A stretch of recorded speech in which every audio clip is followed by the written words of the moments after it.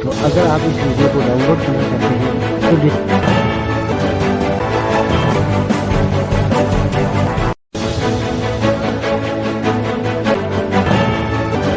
આપ જોઈ રહ્યા છો સનાતન ન્યૂઝ નેટવર્ક જૂનાગઢ અહેવાલ વલ્લભભાઈ પરમાર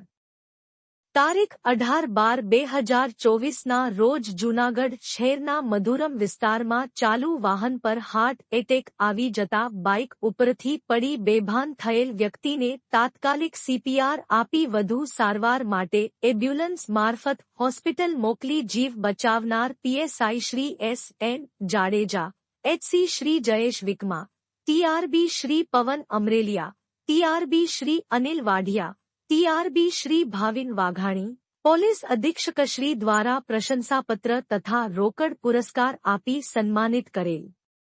तो अगर आप इस वीडियो को डाउनलोड करना चाहते हैं तो